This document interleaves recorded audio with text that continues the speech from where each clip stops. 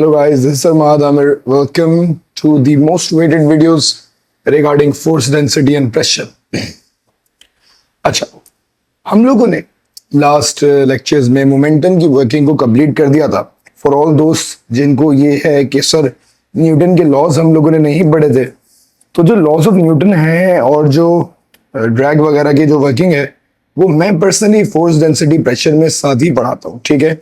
Although they are mentioned in the chapter of dynamics, but I treat it as like in the chapter of force density and pressure. बात वही है, at the end of the day we have to get the syllabus done. तो we'll start off with force density and pressure. इस series of lecture के अंदर we would be having 7 lectures, जिसमें lecture 1 would be regarding Newton's first law and its working.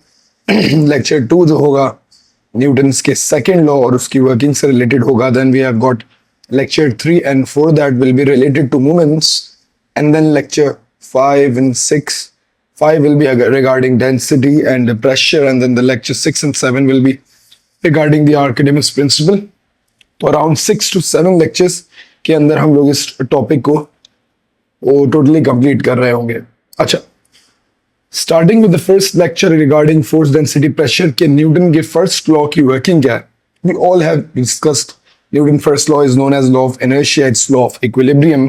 If an object is at rest it will remain at rest, and if an object is moving it will keep on moving until and unless a resultant force is applied to it. तो अगर सारी forces balanced हैं तो रुका हुआ object रुका रहता है, and then moving object keeps on moving. Newton की फर्स्ट लॉ की वर्डिंग्स एग्जाम में यूनिफॉर्म मोशन आ रहा हो, कांस्टेंट वेलोसिटी कांस्टेंट स्पीड आ रही हो, हैंगिंग हो, रेस्ट हो, टर्मिनल वेलोसिटी हो, तो इनमें से कोई भी अगर वर्ड एग्जाम में आपको नजर आए तो you need to remember that it is regarding Newton's first law, और ऑब्जेक्ट इक्विलिब्रियम में है, उसकी सारी फोर्सेस बैलेंस्ड है। अच्छा, हमें पता है कि न्यूटन के फर्स्ट लॉ के अंदर सारी की सारी explain all right and left forces add up to give a zero value, and all the y planes up and down values, forces upwards is equals to all the forces that are acting downwards. एक object अगर rest पे होता है तो सारी forces balance होती हैं, moving होता है कांस्टेंट वेलोसिटी तब भी सारी फोर्सेस बैलेंस्ड होती हैं। Like we know that in terminal velocity weight air resistance के बराबर था। वी नो दैट सर एक गाड़ी अगर कांस्टेंट वेलोसिटी पे मूव कर रही है तो ड्राइविंग टेंशन, ड्राइविंग फोर्स जो भी हो सकती है वो फ्रिक्शन के बराबर होगी या बैकवर्ड फोर्सेस के सम के बराबर होगी। तो अकॉर्डिंगली न्यूटन के लॉस अप्लाई हो रहे होते हैं। अच्छा सर, अब सबसे पहले जरा वर्किंग को आगाज करते हैं with the first case number 1, that is we have to find force F and G, and we are given that object is in equilibrium. अच्छा, सबसे पहले एक ऐसे सिनेरियो में जिसमें सारी फोर्सेस बैलेंस्ड है, we need to realize कि all the left and right forces will be equal. Leftward forces will be equal to right forces, and we also know that upward forces will be equal to the downward forces.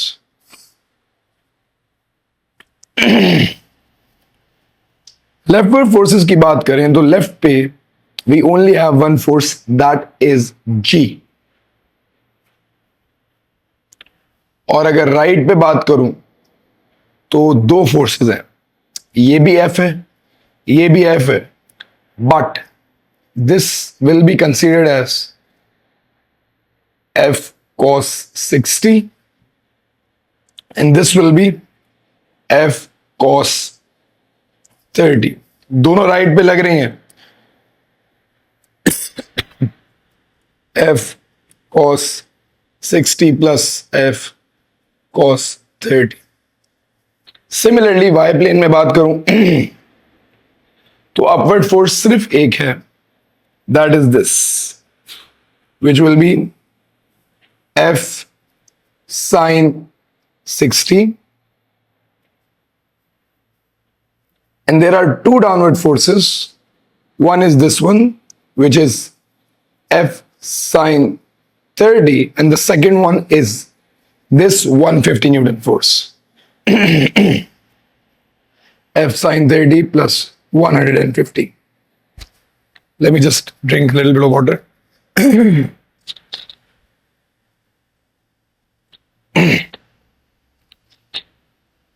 Moving on. अब हमारे पास अगर मैं right वाली equation से first F की value निकाल लूं तो आप इस बात को रियलाइज करेंगे कि F sine 60 minus F sine 30 is equal to 150. You can take f common. Sine 60 minus sine 30 will be equal to 150. So 150 would be divided by sine 60 minus sine 30, and the value that you'll get will be 410 newtons. 409.8 410 newton. ठीक है, ये आ गई sir force F. अब अगर force जी निकालनी हो तो G will be equal to 410 cos 60, common ले लेते हैं, cos 60 प्लस cos 30, तो 410 cos 60 plus cos 30 would give you 560. तो ये बहुत बेसिक वर्किंग, इसमें थोड़ा वेक्टर इन्वॉल्व होता है, बहुत ही basic working regarding the forces. First law, पहला केस, वेक्टर डायग्राम की मदद से we got the values of the forces. That is case number 1. अब जरा बात आ जाती है, सर क्वेश्चन में था ऑब्जेक्ट इज इन इक्विलिब्रियम, तो इक्विलिब्रियम के लिए सिर्फ ये एक कंडीशन नहीं थी that resultant force should be zero. There were two conditions of equilibrium that you have discussed in your IGCSEs and O levels. So state two conditions of equilibrium. So net, resultant force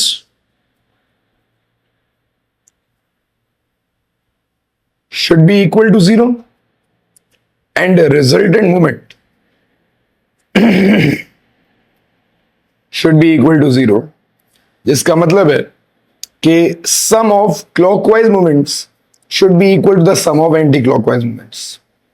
जो हमने principle of movement के अंदर discussion की थी, that clockwise moments must be equal to the anti-clockwise moments for an object to be in a state of equilibrium. तो ये हमारे पास conditions of equilibrium आ जाते हैं. तो ये दोनों कंडीशंस अगर एक साथ फुलफिल होते हैं तो only and only then the object can be said to be in equilibrium, otherwise वो बंदा ऑब्जेक्ट इक्विलिब्रियम में नहीं होता. चले जी, case number 2 is very interesting. This is again a very very interesting question.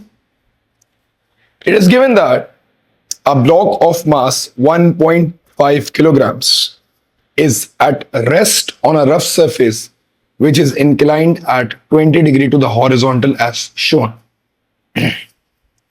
Draw a free body diagram showing the three forces acting on the block. So now in an inclined plane question, अब इसकी working थोड़ी सी different होती है. First of all, there will be a downward force which is known as the weight of the object. It always acts downward.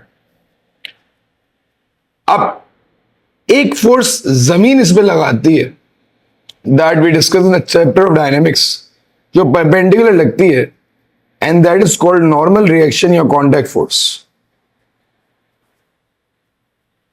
Now listen to this very very carefully. ये अगर मैं एक object को एक incline plane पे रख दूं, and since this calculator is not sliding downward, इसके ऊपर एक फोर्स अप्लाई हो रही है that is stopping it to actually go down, और जो फोर्स इसको स्लाइड होने से रोक रही है, that force is basically the friction force.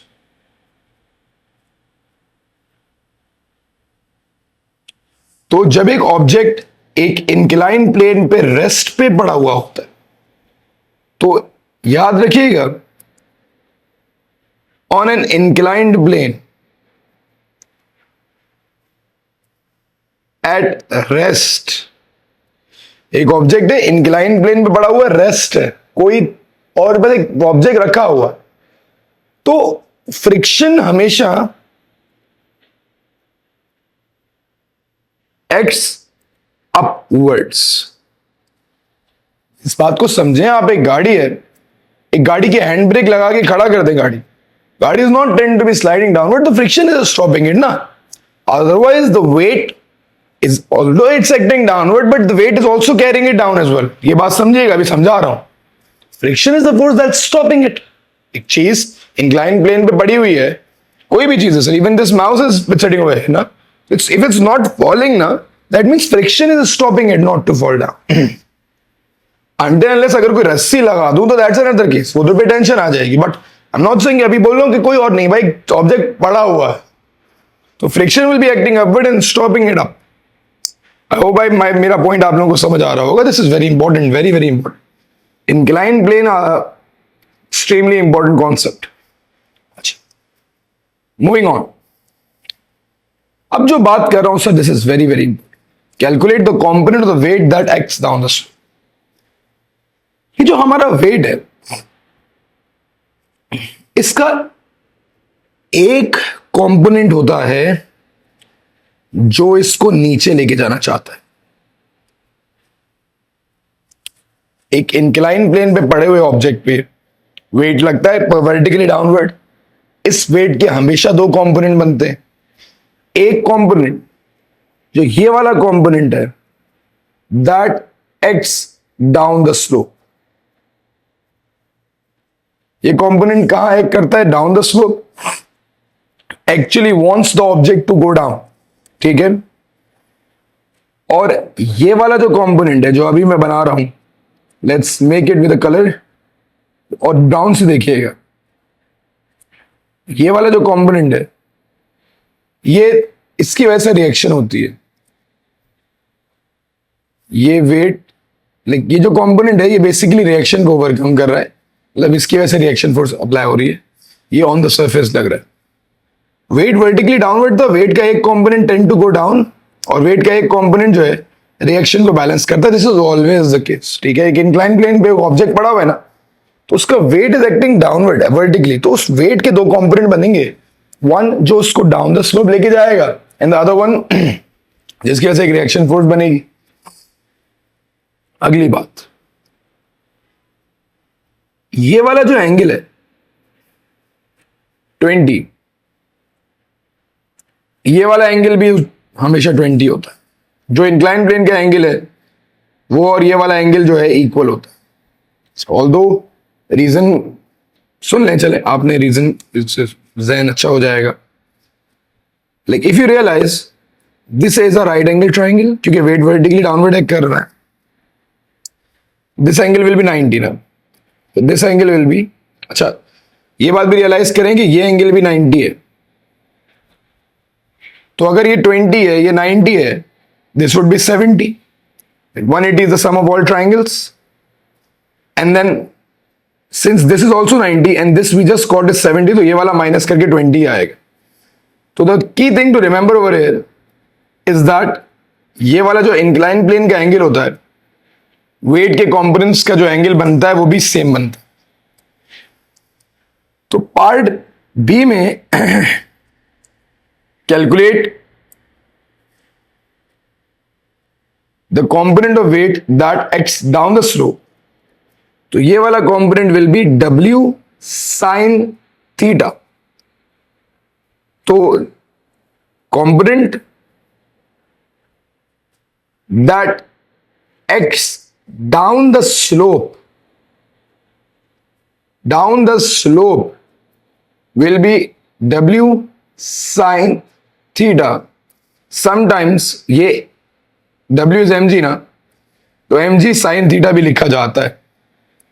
तो mass is given is 1.5,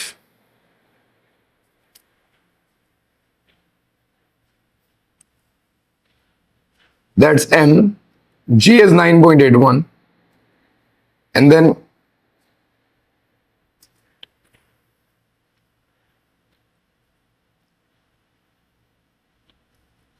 sign angle is 20, तो mg sine theta,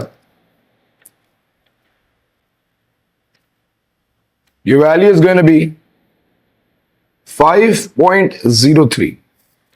Let's call it approximately equal to 5 newtons. Moving on. Use your answer to part B to determine the friction force. अच्छा, for an inclined plane, just to make you understand, हम forces को इस तरीके से balance करते हैं कि ये वर्टिकल हो जाएगा, ये हॉरिजॉन्टल हो जाएगा. इंक्लाइन प्लेन के केस में we are required to determine the friction force. Sir, all forces are balanced. Friction backward लग रही है, फॉरवर्ड सिर्फ एक फोर्स लग रही है, that is the horizontal component of weight. तो see, since all forces are balanced, याद रखिएगा W sin theta will be equal to the friction force, and क्योंकि ये 5 न्यूटन इसकी वैल्यू है, तो friction will also be 5 newtons. There is no other force acting on the object. दोनों forces balance होंगी, ये और ये दोनों एक दूसरे को बैलेंस कर रहे हैं. अच्छा, ये डी पार्ट एरर्स का है, इसको स्किप करेंगे, ई पार्ट पे आएंगे. Determine the normal contact force between the block and the surface. ये फोर्स लगानी. अगेन इंक्लाइन प्लेन में इन टर्म्स में हम लोग सॉल्यूशन कर रहे होते हैं. This normal contact force will be equal to this force, क्योंकि ये दोनों फोर्सेस आपस में क्या है, इक्वल है. इक्विलिब्रियम में ऑब्जेक्ट है, there is no other force acting in this plane. That means the normal contact force will be equal to W cos theta. So equilibrium में all force are balance, that means कि normal contact force जो होगी will be equal to mg cos theta. Mass is 1.5, gravity is 9.81, cos of angle is 20 degrees. तो 1.5 into 9.81 into cos 20, and the value that you'll get is 13.8, or you can say 14 newtons. ये answer आ जाएगा normal contact force का. ये था एक case of inclined plane जिसके questions past paper में नजर आ रहे होते हैं. वर्ड रेस्ट रहेगा, कांस्टेंट वेलोसिटी रहेगा. अभी इसके एक दो क्वेश्चंस और भी करने. Moving on. Sir let's say कि हमारे पास एक चार्जर है. I got a charger in front of me and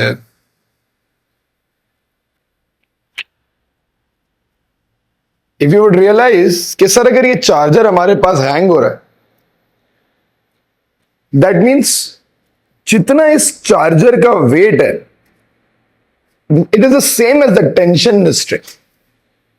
So if something is hanging, that means like hanging, that means the weight will be equal to the tension of the object.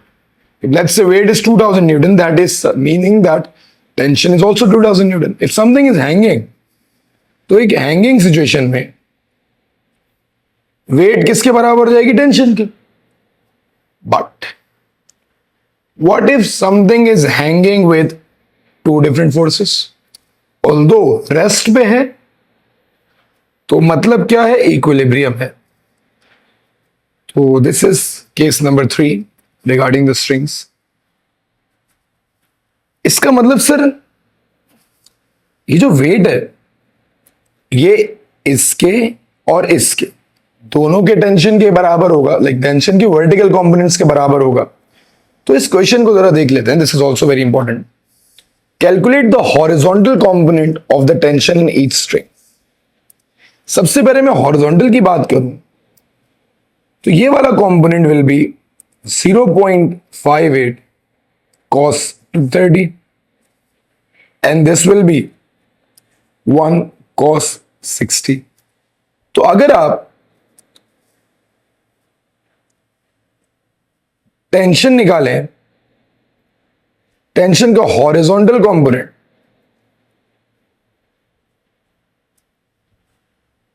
सबसे पहले string 1 के लिए, तो you guys would realize string 1 का जो component है that is going to be 1 cos 60। तो 1 cos 60 will be 0.5। और जब आप स्ट्रिंग 2 के लिए भी निकालेंगे दैट इज 0.5 इज cos 30, आप इस बात को रियलाइज करेंगे कि ये दोनों कंपोनेंट्स बैलेंस होंगे। And if you were to comment, तो आप ये बात जानते हैं कि ये इक्विलिब्रियम में है, ऑल राइट वाली फोर्सेस बराबर होती हैं लेफ्ट वाली फोर्सेस के। तो अगर राइट पे सिर्फ ये टेंशन का एक ही कंपोनेंट था, तो ये बात मस्ट है दैट लेफ्ट पे जो टेंशन का कंपोनेंट है they are both going to be balanced. There is no other force that is acting on the object. अगले पार्ट में calculate the vertical component in its string. तो vertical ये वाला जो कंपोनेंट होगा that is going to be angle के सामने वाला। तो ये हमारे पास 0.58 sin 30 का कंपोनेंट है।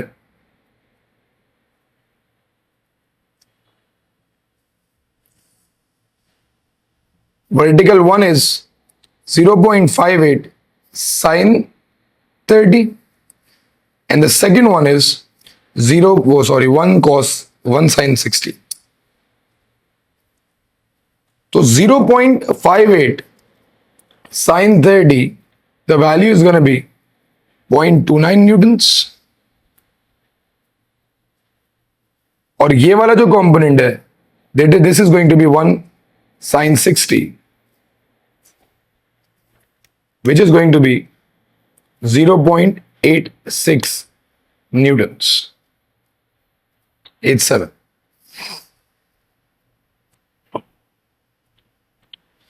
ये भी हो गया।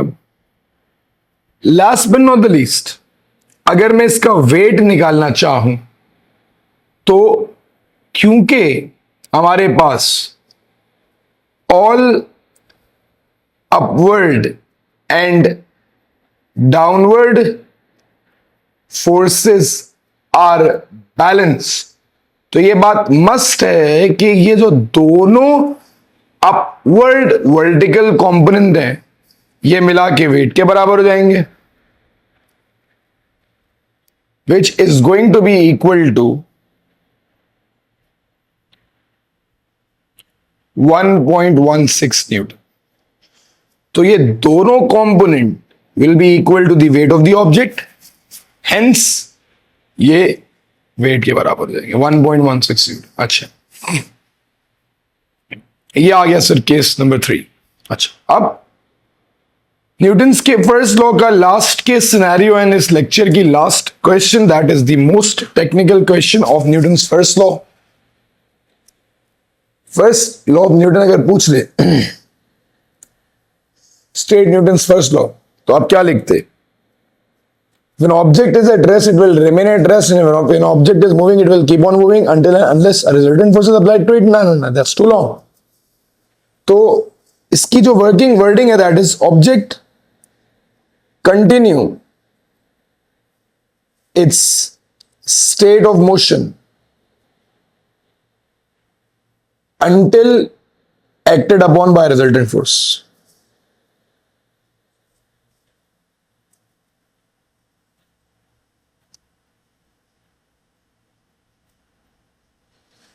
तो ये न्यूटन के फर्स्ट लॉ की वर्किंग हो गई। अच्छा, now the log of mass 450 kilograms is pulled up by a slope by a wire attached to a motor as shown in figure 3.1. The angle of the slope is 12, ठीक है। Friction force is 650 and the log travels with constant velocity. With reference to the motion of the log discuss whether the log is in equilibrium. तो क्या sir लगता है आपको, ये log equilibrium में है? वेल यस, अगर आपको ये लगता है कि सर बिल्कुल, since it is moving with constant velocity तो ये इक्विलिब्रियम में, तो यू आर राइट। तो yes, it is in equilibrium.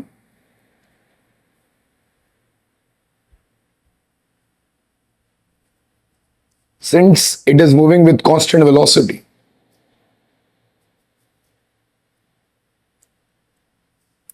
तो अगर कोई चीज कांस्टेंट वेलोसिटी पे मूव कर रही होती है, that means it is in equilibrium.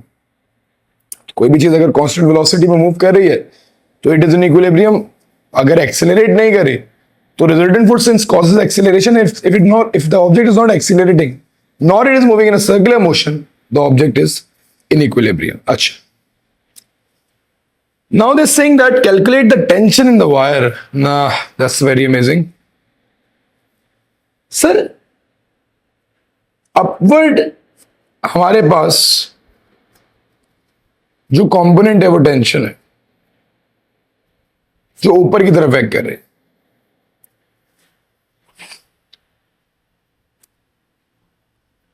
Sir ये इक्विलिब्रियम में है तो सारी फोर्सेस बराबर होंगी। So sir tension that is upward force is going to be equal to, अब something is moving upward, that means उस पर लगने वाली जो फ्रिक्शन है that is going to be downward, क्योंकि फ्रिक्शन हमेशा अगेंस्ट द मोशन लगती है। सर तो मैं ये कह सकता हूं कि tension is equals to friction, कह तो सकता हूं बट इट इज इनकम्प्लीट, क्योंकि इसके साथ साथ वेट का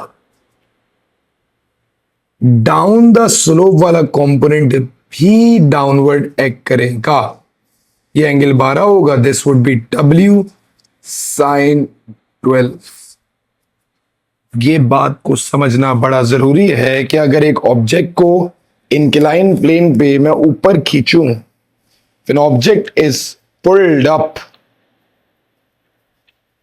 एक इंक्लाइन प्लेन पे एक ऑब्जेक्ट कांस्टेंट वेलोसिटी पे ऊपर जा रहा है, तो इसकी जो टेंशन है वो फ्रिक्शन और वेट के डाउनवर्ड कंपोनेंट के सम के बराबर है, and it is not an extra force क्योंकि एक्सेलरेट नहीं कर रहा।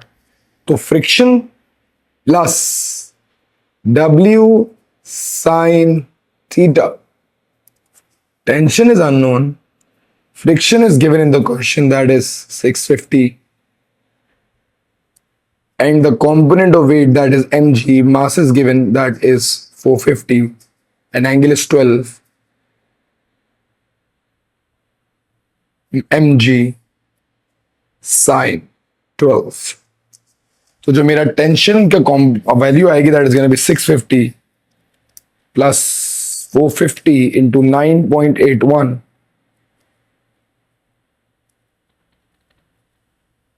sin 12।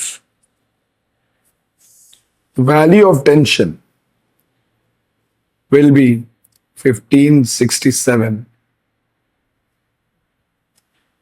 तो ये हमारे पास इस सवाल की बहुत कमाल की वर्किंग हो गई। 1600 न्यूटन 2SF पे लिख देते हैं। तो this is Newton's first law, all the workings regarding Newton's first law. अच्छा जी गाइस, एक छोटी सी वर्किंग और देख लीजिएगा, थोड़ी पुराने पेपर की है, मैं अक्टूबर नवंबर 2015 की है। It is given that the weight of the block is 180 newtons. The force P is 35 newtons at 60-degree angle. The block moves a distance of 20 meters at constant velocity. इसका मतलब ये equilibrium में है। Vertical force that the surface applies to the block. अच्छा, normal reaction जमीन जो apply करती है, that is the excess force, जो भी एक्स्ट्रा फोर्स रह जाती है वो जमीन अप्लाई करके बैलेंस कर देती है। Sir total upward force total downward force के बराबर होंगी, तो डाउनवर्ड फोर्स वेट है, upward force sir normal reaction के साथ साथ there is also this component of P, तो P का जो ये वाला कॉम्पोनेंट है ये एंगल 30 होगा, तो ये वाला component of P plus the reaction, तो दैट इज P sin 30 वाला component plus the normal reaction will be equal to the weight. Weight हमारे पास 180 न्यूटन बताया हुआ है, माइनस P इज 35 sin 30, तो ये माइनस करके नॉर्मल रिएक्शन आएगी। तो according to these along these lines भी कभी कभार क्वेश्चंस आ रहे होते हैं, तो ये हमारे पास जो नॉर्मल रिएक्शन आ जाएगा that is going to be 162.5 है, 160 न्यूटन स्क्वायर। तो ये भी एक वर्किंग है जो आ सकती है। Well, on that note this is the lecture number 1 of force density and pressure. इंशाल्लाह यहां से will continue with the lecture number 2 of force density pressure with Newton's second law of motion. अपना बहुत ख्याल रखिएगा। See you guys in the next lecture. Please comment, subscribe and share the video with all your friends ताकि motivation level बना रहे. Thank you. Take care guys.